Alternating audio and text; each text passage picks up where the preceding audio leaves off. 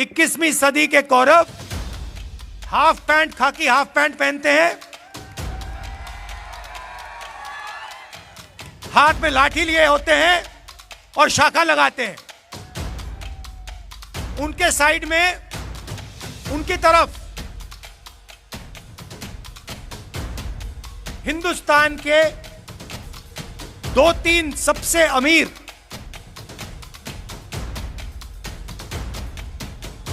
अरबपति कौरवों के साथ खड़े हैं। जब भी मैं चल रहा हूं, जहां भी मैं जाता हूं, राजस्थान में जय सिया राम, जय सिया राम। अच्छा, ये आरएसएस वाले हर हर महादेव तो कभी नहीं कहते। आप देखो, नोट करो, कभी नहीं कहते ये। क्यों नहीं कहते? नहीं, मैंने सोचा इसके बारे में, क्यों नहीं कहते हर हर महादेव, क्यों नहीं कहते? नहीं, क्योंकि शिव जी तपस्वी थे और ये हिंदुस्तान की तपस्या पे आक्रमण कर रहे हैं, इसलिए हर हर महादेव नहीं कह सकते। मगर बात मैं जय सिया राम की कर रहा हूं। यहां पे राम राम, राम राम सुना मैंने, राम राम, जय सिया राम। अब जय सिया राम ये कभी नहीं कहते। इन्होंने सीता जी को नारे से निकाल दिया, उठा के बाहर फेंक दिया, कहा हम नहीं कहेंगे। ये हमारी हिस्ट्री, हमारे संस्कार, हमारे इतिहास के खिलाफ काम किया इन्होंने। और जब भी कांग्रेस पार्टी का कोई भी कार्यकर्ता आरएसएस के कार्यकर्ता के सामने आए, उससे कहो तुम जय सिया राम कहोगे और उससे जय सिया राम कहलवाओ, क्योंकि जितने जरूरी राम थे उतनी ही जरूरी सीता थी। जामिया वर्ल्ड, इंसाफ की आवाज। शेरों के शेर, बब्बर शेर श्री राहुल गांधी जी को प्रार्थना करता हूं कि वे हमारे समक्ष आएं और अपने शब्द, अपना विवेक से हमें मार्गदर्शन दें। यात्रा शुरू हुई थी तो हमारे जो प्रेस के मित्र हैं उन्होंने कहा कि केरला में अच्छा रिस्पांस है, उत्तर भारत में यात्रा को रिस्पांस नहीं मिलेगा, महाराष्ट्र में, कर्नाटक में नहीं मिलेगा। कर्नाटक में बीजेपी की सरकार है, कर्नाटक पहुंचे तो केरला से बेहतर रिस्पांस कर्नाटक में मिला। फिर मीडिया ने कहा कि भाई कर्नाटक में मिल गया रिस्पांस, महाराष्ट्र में नहीं मिलेगा। मेरा महाराष्ट्र पहुंचे, कर्नाटक से बेहतर रिस्पांस। उसके बाद कहते हैं मध्य प्रदेश में बीजेपी की सरकार है, नॉर्थ इंडिया है, वहां पे तो सवाल नहीं उठता। वहां पे लाखों लोग आ गए बाहर सड़कों पे, गांव के गांव, शहर के शहर बाहर आ गए। फिर कहते हैं हां मध्य प्रदेश में रिस्पांस मिल गया, हरियाणा में नहीं मिलेगा। और हरियाणा ने बाकी सब प्रदेशों को दिखा दिया कि हरियाणा क्या है और हरियाणा क्या कर सकता है।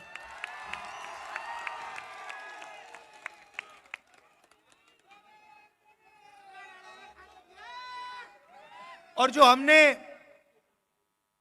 नफरत मिटाने की बात की,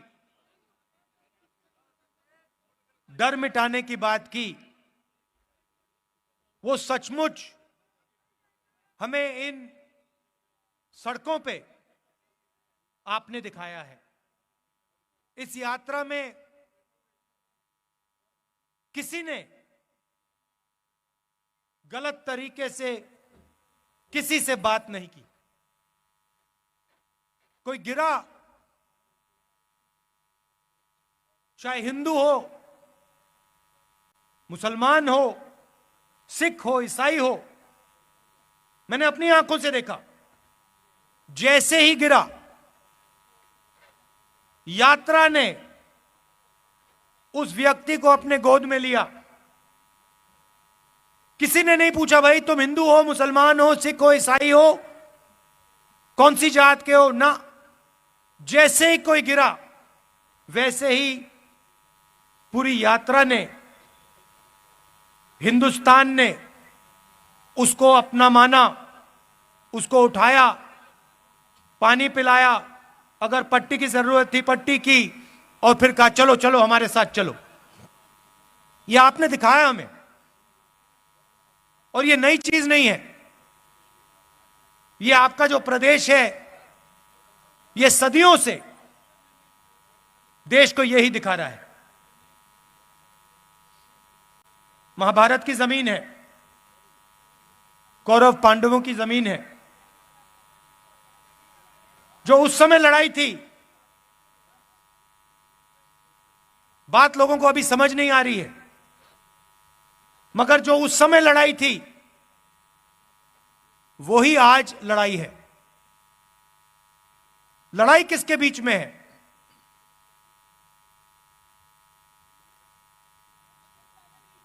नहीं, देखिए, पांडव कौन थे? अर्जुन, भीम, ये लोग कौन थे? ये लोग तपस्या करते थे। ये लोग तपस्या करते थे। क्या पांडवों ने इस धरती पे नफरत फैलाई थी क्या? आपने महाभारत पढ़ी है, क्या उसमें लिखा है कि पांडवों ने किसी गरीब व्यक्ति के खिलाफ अपराध किया? कहीं लिखा है? पांडवों ने डिमोनेटाइजेशन किया क्या? नोटबंदी की थी क्या? गलत जीएसटी लागू की थी क्या? कभी करते? कभी नहीं करते। क्यों नहीं करते? क्योंकि वो तपस्वी थे और वो जानते थे कि नोटबंदी, गलत जीएसटी, किसान बिल इस धरती के जो तपस्वी हैं उनसे चोरी करने का तरीका है।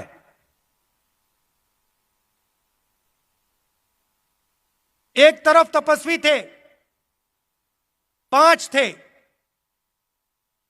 दूसरी तरफ संगठन था। एक तरफ 5 तपस्वी और भीड़, उनके साथ पांडवों के साथ हर धर्म के लोग थे।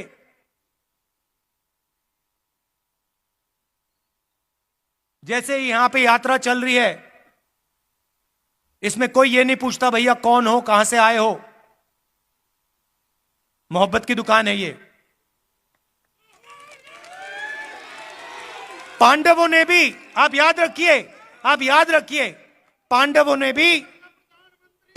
ने भी अन्याय के खिलाफ काम किया था। पांडवों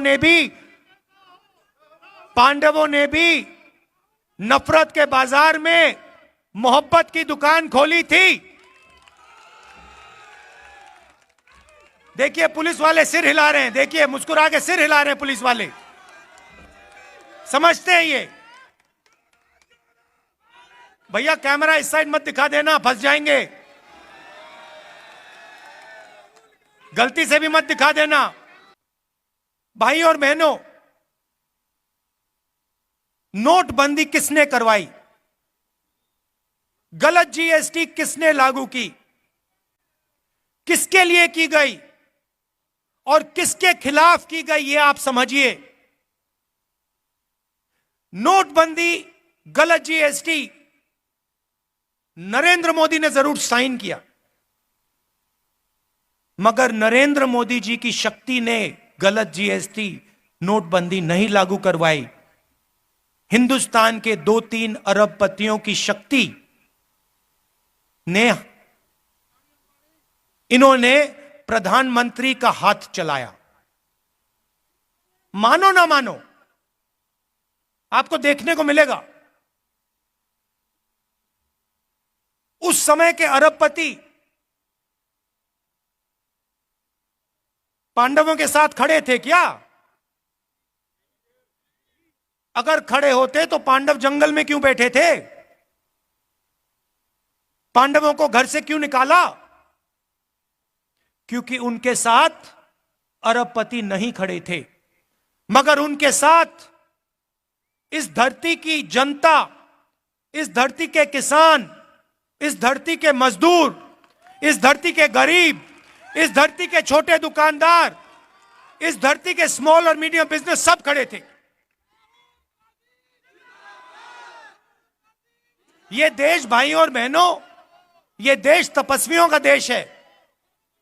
मुझे कहा जाता है, मुझे किसी ने कहा आप 3000 किलोमीटर चले। मैंने उससे कहा तो क्या हुआ? मैंने क्या बड़ी बात कर दी? अगर आप जाओ और इस देश के किसी भी किसान से पूछो, भाई पिछले 4 महीनों में आप कितने किलोमीटर चले हो, वो आपको बता देगा 3000, 4000, 5000 किलोमीटर चला हूं। हां, कन्याकुमारी से दिल्ली नहीं चला हूं, मगर अपने खेत में चला हूं, मंडी गया हूं, मंडी जाकर वापस आया हूं, फिर मंडी गया हूं, फिर वापस आया हूं, खाद खरीदने गया हूं, बीज खरीदने गया हूं। मैंने क्या बड़ा काम किया? कुछ नहीं। किसी भी मजदूर से आप पूछ लो, आपको बताएगा 24 घंटा मैं सर पर बोझ रख के आगे पीछे आगे पीछे आगे पीछे चलता जाता हूं। वो ये जो घड़ी है ना फिटबिट वाली, ये जो मैं पहना हूं, जो किलोमीटर दिखा देती है, वो नहीं पहनता है। इसलिए उसको शायद पता नहीं लगता कितने किलोमीटर चला है। हमारे साथ यात्री चले, मुझे कहते हैं भैया 3000 किलोमीटर चले। मैंने उससे कहा भैया तुम्हें खाना मिला आज सुबह?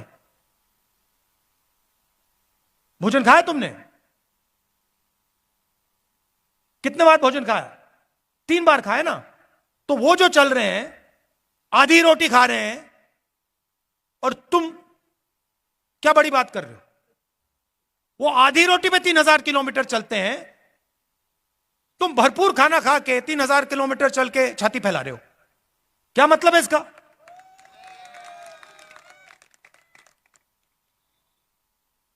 फिर ये मेरी टी शर्ट के पीछे पड़ गए।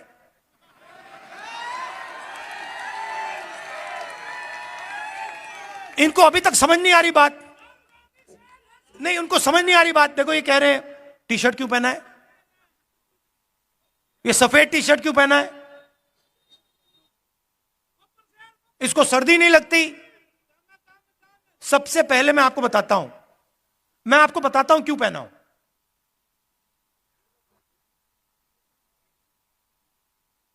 यात्रा शुरू हुई, केरला में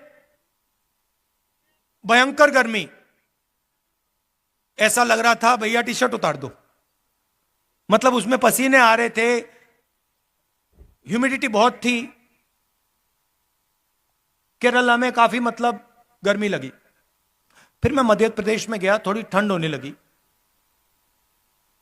थोड़ी सी, मतलब ज्यादा नहीं। सुबह सुबह क्या हुआ, 6 बजे हम निकलते हैं। सुबह सुबह 3 गरीब बच्चे मेरे पास आ गए, फटी हुई शर्ट थी। और जब मैंने उनको ऐसे पकड़ा, हाथ लगाया फोटो के लिए, फोटो लेना चाहते थे, एक इस साइड और एक साइड लड़कियां थी, एक इस साइड एक इस साइड। जैसे मैंने उनको पकड़ा, वो कांप रही थी, ठंड से कांप रही थी। और फिर मैंने देखा पतली सी शर्ट थी। उस दिन मैंने निर्णय ले लिया कि जब तक मैं नहीं कांपूंगा, मैं टी शर्ट पहनूंगा। जब कांपना शुरू हो जाएगा, जब मुझे अच्छी मतलब ठंड लगने लगेगी, जब जबरदस्त कठिनाई होगी तो फिर मैं स्वेटर पहनने का सोचूंगा, मगर उससे पहले नहीं करूंगा। मैं उनको मैसेज देना चाहता हूं, उन 3 लड़कियों को देना चाहता हूं कि अगर आपको ठंड लग रही है तो फिर राहुल गांधी को भी ठंड लगेगी। जिस दिन आपने स्वेटर पहन लिया उस दिन राहुल गांधी स्वेटर पहन लेगा। नहीं नहीं नहीं, यह बात मत बोलो, ये फिर से आप गलत बात बोलना शुरू कर दो। महात्मा गांधी नहीं हूं मैं। आप नहीं सुनो, ये मेरे जैसे इस देश में करोड़ों लोग हैं, ठीक है, करोड़ों लोग हैं। यहां पे क्या हो रहा है, यहां पे काम कोई कर रहा है, तपस्या कोई कर रहा है। जैसे मैंने पांडवों की बात की, यहां पे युद्ध हुआ था, हजारों लोग मरे थे। वो क्यों हुआ था? क्योंकि उस समय हिंदुस्तान में जो काम कर रहा था, जो तपस्या कर रहा था, उस समय किसान थे, मजदूर थे। आज किसान हैं, मजदूर हैं, छोटे व्यापारी हैं, स्मॉल और मीडियम बिजनेस चलाते हैं। आज हमारे पास माइक्रोस्कोप बनाने वाले लोग आए, आप बनाते हैं, मैन्युफैक्चरिंग है, देखो इनकी 100-200 लोगों को ये रोजगार देते हैं। ये तपस्या करते हैं 24 घंटा। कोई माइक्रोस्कोप बनाता है, कोई यहां पे पोल्ट्री फार्म चलाता है, कोई खेती करता है, गन्ना उगाता है। ये तपस्वी हैं देश के, और खाता कोई और है, और खाता कोई और है। और जो खाता है भैया, वो तो दिखते भी नहीं है। उदाहरण देता हूं, प्रधानमंत्री बीमा योजना, आपके जेब में से पैसा निकलता है, आप देते हो, और हिंदुस्तान की सरकार आपका पैसा उसमें जोड़ती है। आप सुबह 4 बजे उठते हो, हम 6 बजे उठते हैं, आप 4 बजे उठते हो। 4 बजे उठने के बाद आप काम शुरू करते हो। आपके साथ खेत में आपके इतने छोटे छोटे बच्चे होते हैं, पूरा परिवार काम करता है। फिर तूफान आता है, आंधी आती है, बारिश होती है, ओले गिरते हैं, और फिर आप जाते हो बीमा लेने। कहते हो भैया चलो नुकसान हो गया, बीमा का पैसा तो भरा था। पता लगता है इंटरनेट पे आपको कंपनी नहीं मिलेगी, नाम नहीं मिलेगा, फोन करो कोई जवाब नहीं देगा। आपकी तपस्या कोई और खा गया। जीएसटी के बारे में बताता हूं, मजेदार बात मैंने सुनी।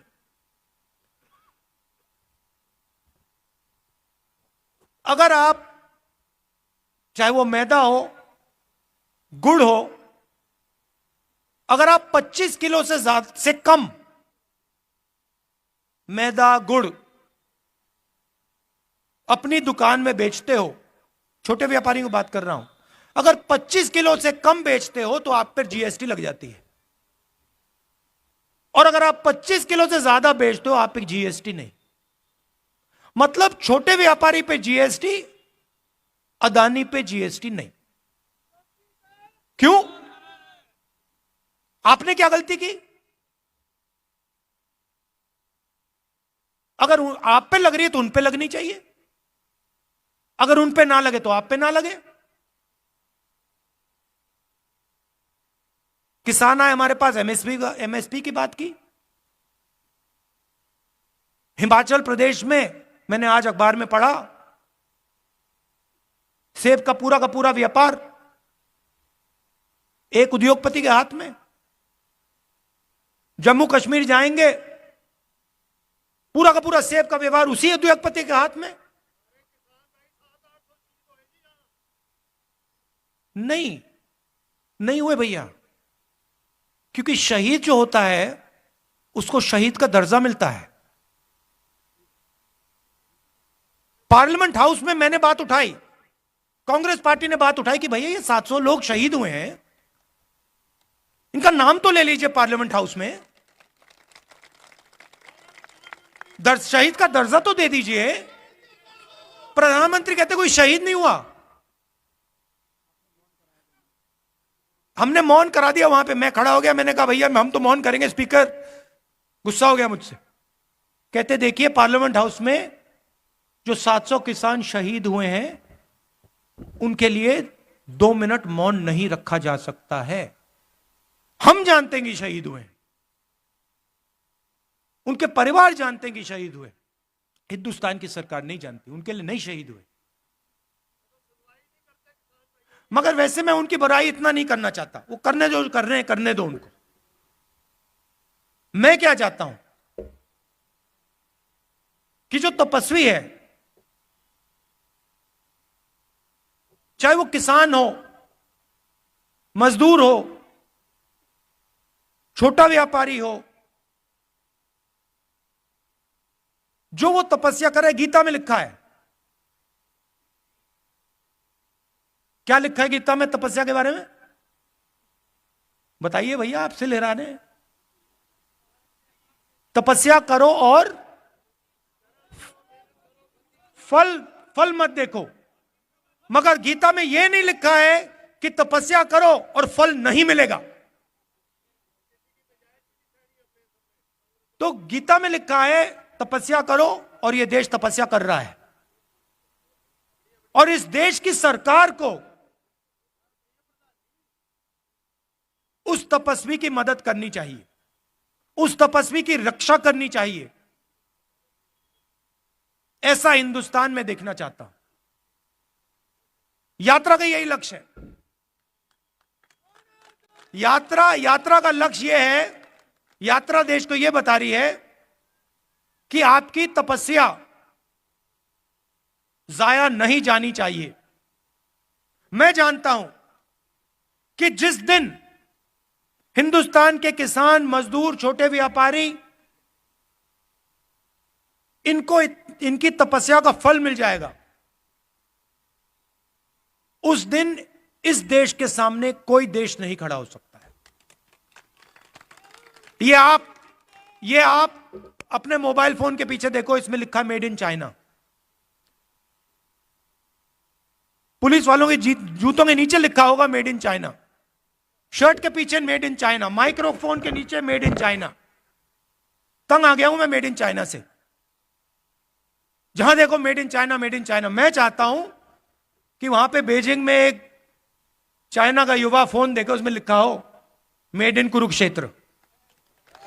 ले, ऐसा हिंदुस्तान चाहता हूं। और जो कुरुक्षेत्र में जिसने माइक्रोस्कोप बनाया, अंबाला, जिसने अंबाला में माइक्रोस्कोप बनाया, उसके जेब में चाइना के युवा के पैसे आए। यह चाहता हूं मैं। तो मगर सबसे पहला कदम डर और नफरत को मिटाने का है। देखिए, हरियाणा में युद्ध हुआ था,